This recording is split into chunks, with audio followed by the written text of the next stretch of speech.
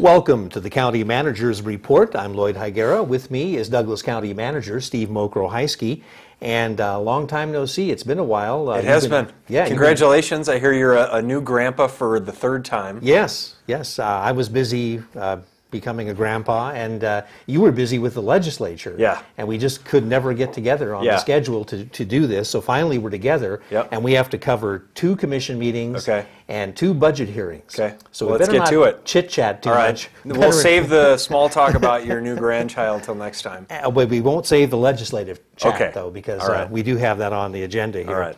But we had an April 4th meeting of the Board of Commissioners in Minden.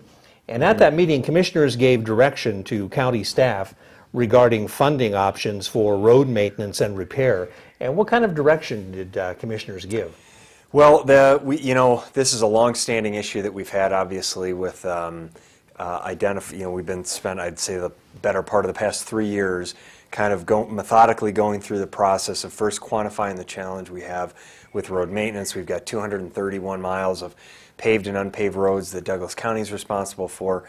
We spend about $1,500 per mile per year on preventative maintenance. So this is work that we do to hire private contractors to do things like overlays and chip seals and slurry seals, treatments on county roadways that extend the useful life of the road. Okay, so it's not pothole filling or crack sealing or striping, but really those treatments that add life to the road. Sure. Preventative maintenance. So we spent the better part of the past 3 years, working again on quantifying our pavement condition index and the quality of our roads. 2 years ago, we were at a 62. Our total road network was rated a 62 on the pavement condition index, which was fair. Okay, so we rated fair. 2 years later, with no additional funding being identified, we dropped 4 points. We're now at a 58. And we're sort of nearing the poor condition, generally speaking, of our roads. And so this just, identifies the growing problem that we have and really the need to identify new funding for preventative road maintenance. So we had that discussion with the board. We updated them on where we're at, and we continued the discussion that, look, if we don't begin to invest additional funds today in maintaining our roads, they're going to continue to deteriorate, and $1 of cost to maintain the roads today will increase to $5 within the course of the next 10 years. So we really, if we don't do anything, the cost is going to multiply. We need to pay attention to this. The long story short, what the board directed us, we did talk about existing funding and new funding opportunities. But we said to the board, we're really not in a position right now to talk about new taxes or new revenue. We don't think we're there. We need to engage the public further in this discussion and see where is there an appetite for that new revenue. Let's right now focus on first identifying the existing funding that we can and put it towards preventive maintenance. And then let's engage the public in that dialogue and see how we can come together and come to some agreement. Similar to what we've done on the airport issue. Mm-hmm. Somewhat controversial issue in the past. We got together with the community, said, how can we come up with some solutions here and move forward collaboratively and in a partnership way. The lands bill is another example. We've taken a long time to really make sure the community is generally supportive of what we're doing. So that's what we need to do on roads. So the board directed ultimately 2 things on this item. One, they directed us to identify $1 million in current funding, not new revenue, not an increase in tax or a funding from some other place, but existing county resources that can be shifted into preventive road maintenance, $1 million. And then they directed us to create a task force to engage the public in addition, task force that will look into this issue in greater detail, to go through a public engagement process with workshops and talking to the community about solutions, and then bring forward some recommendations in the course of the next year. So that's what we're tasked with. And we'll maybe give an update when we talk about the budget process and where we're at, finding that $1 million. To be continued. There you go, yes. To be continued. Momentarily. Also with the roads, Douglas County Commissioners and the Regional Transportation Commission gave their final approval to the county's 5-year transportation plan. And could you give us some of the major highlights of that plan? So I guess one thing I want to do here is just reiterate, because there oftentimes is confusion about the money that's going towards transportation in Douglas County. Right. And the confusion is sometimes created because we have 3 different funds. First of all, Douglas County's got 62 funds. We've spent about $100 million total through 62 different funds that do various things. We often talk about the general fund being the biggest of those 62 funds, and where many of the core services of the county are provided: law enforcement and DA and courts and other county services, the assessor, recorder, clerk, treasurer, community development, those things. But we have 61 other funds. 3 of those are transportation-related funds. One is the Regional Transportation Fund, which you serve on the Regional Transportation Commission, and that is the 4-cent gas tax and some other revenue that's collected primarily for that preventative maintenance, private contracts for overlays, chip seals, slurry seals, as well as some debt service on a highway bond. The second fund is the Road Operating Fund. This is the road crew, our county employees, that are out in the county vehicles, and they do things like fill potholes, fill cracks in roads, they do crack sealing, they do striping of roads, they dig ditches, safety-based, we call that routine maintenance, day-to-day maintenance of the road. I call it the Band-Aid maintenance, because what they're doing is making sure that you don't blow out your tire, the alignment in your car if you hit an aggressive pothole, that you don't swerve into the other lane and hit oncoming traffic because you can't see where the striped line is. That's the Band-Aid maintenance, really critical, but it's mostly for safety of the traveling public. It doesn't necessarily extend the life of the road. It's not preventative maintenance. So that's the second, road operating. And the third is the Tahoe Transportation, Transportation Fund, which we call it the Tahoe Douglas Transportation District, is what it's called. And that's the third fund that is somewhat limited in revenue, and it goes towards transit and snow plowing and some limited transportation services in Lake Tahoe. So those are the 3 funds. And that's what the board was approving here. The 5-year transportation plan includes those 3 funds. And it's about $2.5 million with all 3 of those funds combined. $903,000 of that goes to the Regional Transportation Fund. Of that $900,000, about $500,000 of that gets spent on preventative maintenance. So that is the pot of money that we need to increase. We need more money for those private contractors that we hire to go out and do these preventative maintenance items. So, sorry, that was a little long-winded, but I wanted a little education that there's confusion oftentimes about how much money we're spending, where the money is going, how it's collected, and that 4-cent gas tax is collected in the Regional Transportation Fund, and we spend about $500,000 on preventative maintenance, and that's where we're looking to increase those funds. So that's what the board approved, and we will talk about how they've improved now the funding for regional transportation and preventative maintenance when we talk about the budget. Okay. Also at the April 4th meeting, commissioners approved an agreement between Douglas County and the town of Genoa for the maintenance of the Genoa Destination Vista Trail. Right. So the town of Genoa will be taking care of that. Right, and this is the trail, the Genoa Vista Trail from Wally's into the town of Genoa. It's about 1.3 miles. Beautiful, wonderful paved trail, and I encourage everyone, if you haven't been out there, ride your bike or take your kids in their stroller or walk the dog or whatever, head out there. It's a great experience, and so this item transfers maintenance responsibility for that trail to the town of Genoa. Okay. And one more item from that April 4th agenda. Commissioners approved a resolution authorizing $9 million in bonds for a Washoe Barton Medical Clinic. And how does Douglas County tie into this project? Right, and just to be clear, Douglas County isn't issuing the bonds, and actually the bonds have already been issued by the hospital. They were issued in 2003, but the hospital now is going out and refinancing that debt, and they're capturing lower interest rates, something that we've tried to take advantage of to lower the cost to borrow those funds. What Douglas County did on these bonds previously, and what we're doing again on the reissuance, is to serve as a conduit issuer. So what that allows the hospital to do is capture lower interest rates that they would not otherwise be able to capture because Douglas County is a government agency. So there's no cost. Douglas County is not paying for any of the debt, the repayment of these bonds. We have no issuance costs involved. We have no legal costs. There really are no costs to the county. We're doing it as an assistance to our local hospital to allow them to lower the cost of that debt at no risk to Douglas County or its taxpayers, but at a benefit to our local hospital so that they can capture those lower interest rates. Okay, that pretty well covers the highlights of that April 4th meeting. I know you're dying to get into the budget. Yeah. And on April 9th and 10th, Douglas County Commissioners held budget hearings on the tentative budget. And how about an overview on that? Do you have about 45 minutes or so, Lloyd? It's a big budget. We've only got 20 minutes. 20 minutes, okay. Well, the condensed version we did present to the board, and I'm really pleased that for the first time in over 5 years, at the board's first budget hearing of the year, we presented a balanced general fund budget.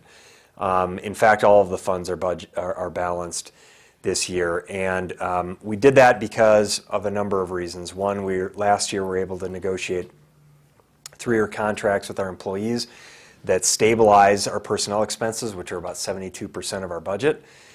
So that's a fixed cost now that we know what our costs for the next 2 years are going to be. We don't have labor negotiations that we're dealing with.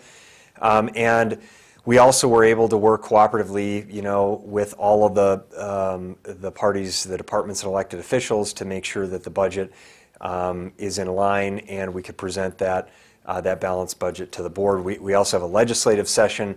The governor's budget and the legislative discussions have not this year been as challenging as it relates to pass down of additional costs to the counties. And so there was a little bit more certainty this year. Our 5-year forecasting efforts that we just began last year and our priority-based budgeting efforts have really assisted in creating this environment where we can bring forward a reasonably balanced budget to the board. The challenge that we had was primarily the board's directive to say we want $1 million of existing revenue shifted into road maintenance next year. That's a hard thing to do, and let me set the stage that Douglas County has eliminated nearly 70 positions since 2009. We have reduced salaries by 5% for all of our employees. We've passed on 100% of health care insurance costs to employees. Employees pick up half of the increase of pension costs. So our employees have taken a huge amount of that financial burden. And we've laid people off and we've reduced salaries and we've increased the cost to employees. And so going back then to our employees and saying we need you to give up more so we can put more money into roads is not a place that we felt we could go if we want to maintain the quality workforce that we have in Douglas County.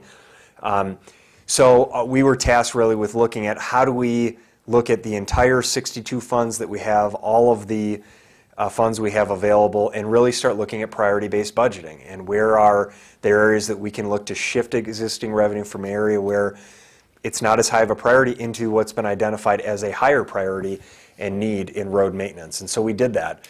Ultimately, we were able to present to the board a balanced budget and meeting their goal of shifting over $1 million, just over $1 million of existing revenue into preventative road maintenance starting next year. So now we'll go from spending $500,000 in preventative road maintenance to spending about $1.5 million in 1 year.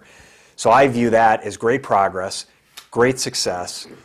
We still have work to do to achieve the ultimate goal of getting somewhere between $5 to $7 million in preventative maintenance per year, but we're on our way, and I think that's a great thing. So that's the long story short. We still have some work to do in some other areas of our budget. Still need to work on the road maintenance issue, but I think we're on a really positive path. No, it sounds good. But where did the money come from? Yeah, thank you. So I didn't clarify that. What we looked at was we have one of the funds, one of the 62 funds we have is our medical indigent fund, and it's a state authorized property tax rate that we currently levy a 10-cent property tax rate, and it goes into a fund that pays for medical services for indigent populations in Douglas County. We've been We built up a reserve in that fund, several $1,000,000. We shifted some of that money to pay for some construction costs of the new community center. And, but we still have about $3 million in reserves in that fund. And we're collecting more in revenue each year than the expenses. And so we said, we've got a need over here in road maintenance that we haven't met, yet we're collecting more revenue than we have needed over on an average basis annually over the past 5 years. So a lot of what we're doing is looking at trend information in the past 5 years. We say, okay, let's look at each of these funds, let's look at service supply accounts, and let's see where are people consistently underspending. And if we find those places, it's a budgeting error. We're just budgeting more than we actually need. If you can look at a 5-year period and say we've consistently underspent, then we have a budgeting problem there. So we identified about $600,000 that we could shift in property tax revenue that we could shift into preventative road maintenance, and then we coupled that with the board's commitment to add 1 penny of property tax revenue per year, as well as changing the way in which we budget contingency, so that as opposed to budgeting contingency at 3% every year, we're going to budget it at 1.5%, which again, we looked at the last 5 years, we've never spent even up to 1.5% in contingency. So we feel like that's a responsible, conservative thing to do. And we're going to budget it by carrying unused contingency from the prior year forward to the next year. So all of that being said, we were able to reduce our expenses and take revenue that was not needed in another place and shift it to a higher priority area like road maintenance. And that's how we identified the $1 million in roads. And it really is a reflection of the board's focus on priorities and putting money in the areas where they have the greatest value and return on investment for the taxpayer. So our priority-based budgeting effort is really starting in the short time that we've implemented and started using this priority-based budgeting model.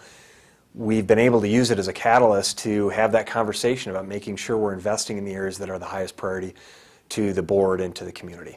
Well, I'm so glad to hear that the $1 million actually exists.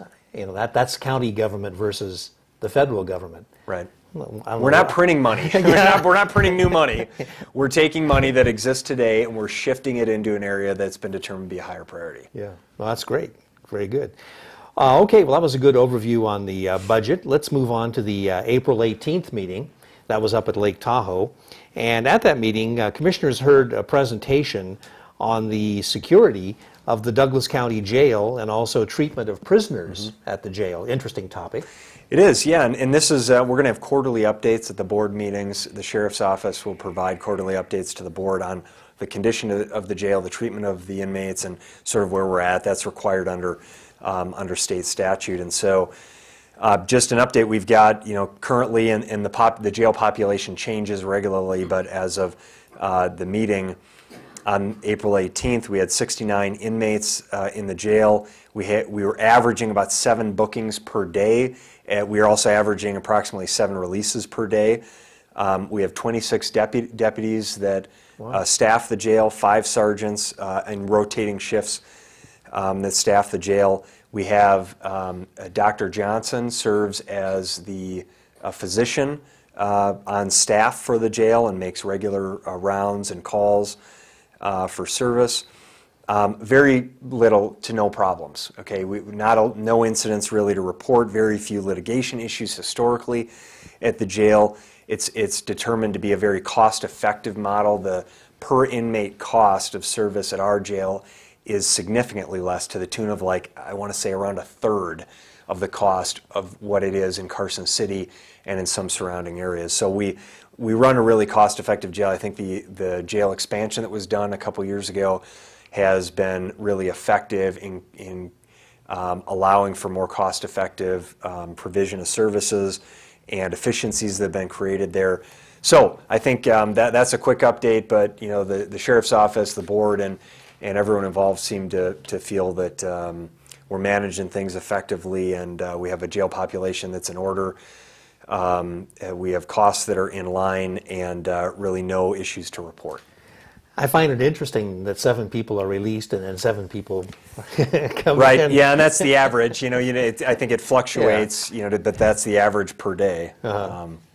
So it would be nice if we could have fewer people booked and But I will say that, I think particularly given some of the economic challenges that we've had, we have a relatively safe community in Douglas County. I think that's one of the things people love here is that, we don't have widespread community safety, law enforcement, public safety type issues that we deal with. So that's obviously a good thing. That's a plus. Also at that meeting, there was a presentation to commissioners from the Nevada Tahoe Conservation District. This was on the Burke Creek Highway 50 crossing and realignment project. This is a about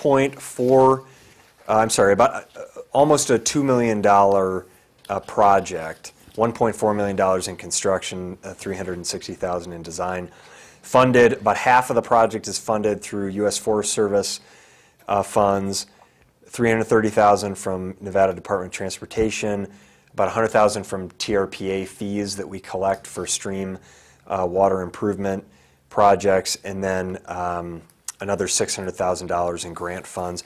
And it's a project-based, it's a water quality improvement project to realign Burke Creek through Rabe Meadow, and really just to improve the water quality. I'll show a map here. I'm not sure if you're going to be able to see this here, but you see here's Burke Creek currently, this blue line, and it currently goes through here, and then it goes under the highway, under Highway 50 here, and if this is the old Nugget property, and here's the Tahoe Transportation and Chamber building, and this is Highway 50, and this is Kale Drive here. So it currently goes under the highway over here and then into Rabe Meadow, and it's caused some flooding and stormwater issues with the adjacent residents here. So we're looking to realign it under the highway here and do its natural alignment through Rabe Meadow, which will help with the current impact to residences, as well as filtering the fine sediment load that we're concerned about getting into Lake Tahoe. So it's, long story short, it's a really good project. It will give us about 12 to 15 stormwater credits, the TMDL credits that we're looking to get as part of the EPA requirement from this great example of a public-private partnership between various public agencies as well as a private property owner. We're looking at swapping some county-owned land with some private property to realign it onto that current private property and make it even more of a desirable water quality improvement. Okay. Another item, commissioners heard a presentation on the reorganization of the University of Nevada Cooperative Extension. We, of course, have a Cooperative Extension office here in Douglas County. Will that office be affected by this? Well, there's debate about whether or not it would, and the university's proposal in their budget for the biennium was to roll Cooperative Extension statewide, the Cooperative Extension offices, into the College of Agriculture. And their argument was that this would create some efficiencies and economies of scale by having that consolidation take place. And certainly we understand that. We've done a number of those initiatives in Douglas County where we consolidate functions and try to streamline costs and reduce the number of positions and everything. We always try to make sure that there's not a negative impact on services to the extent possible when we do that. Well, President Johnson, to his credit, came to our meeting last week. It would have been great if UNR would have reached out to us prior to the proposal being in the budget. I think that's where some of the consternation came from on our board and the community, was the fact that this sort of got dropped in the budget. None of the counties in the state were really communicated with. Douglas County was number 16 of 17 that UNR came and spoke to. So better late than never. I think it was a really healthy discussion between the president and the board and the community about the potential impact. President Johnson assured the board that the Cooperative Extension staff, programs, and budget will remain intact as a result of this move. Now, the state has pared back its funding for Cooperative Extension, while at the same time Douglas County has kept its funding stable. So our concern is we want to make sure that programs like 4-H and the Fire Safe Council and all of those outreach, wonderful things, Cooperative Extension, the great staff Steve Lewis and his team do are intact, because our taxpayers are paying for those services too. We've been assured that they will. The board took an official position about a month ago to oppose this consolidation. It appears as though it's likely to go through, and again, we've been given assurances that programs and staff won't be impacted, but we hope that's the case, and we'll track it to make sure it follows through that way. Okay. One more thing from that meeting was an update on legislative matters that could impact Douglas County, but a little time has gone by. I wonder what's the latest on the legislature? Yeah, you know, it's a moving target. Around 300 bills that had been introduced have now died because they couldn't get out of committee. So there was an early April deadline for any bill to get out of the committee in which it originated, and because, like I said, a number of them did not get out of the committee, they died. April 12th was that date. April 23rd, which is today, the day that we're filming this, is the day that the bills are required to get out of the House that they were, either the Senate or the Assembly that they originated in. If they don't get out of there today, or if they don't go back to a committee related to finance issues, then they likely will not move forward. So we're starting to pare down the bills and potential legislation that's going forward. And I think most of the bills that we had concerns about in Douglas County are either no longer out there, they've been killed, or they've been amended, mostly to the satisfaction of Douglas County. We're tracking a number of them. The TRPA bill, Senate Right. Bill 229 is one that we're really concerned about, that would repeal Senate Bill 271. That's a concern. There are kind of dueling bills going on in the Nevada legislature and the California legislature on as it relates to TRPA and the bi-state compact. There's a Secretary of State's Assembly Bill 139.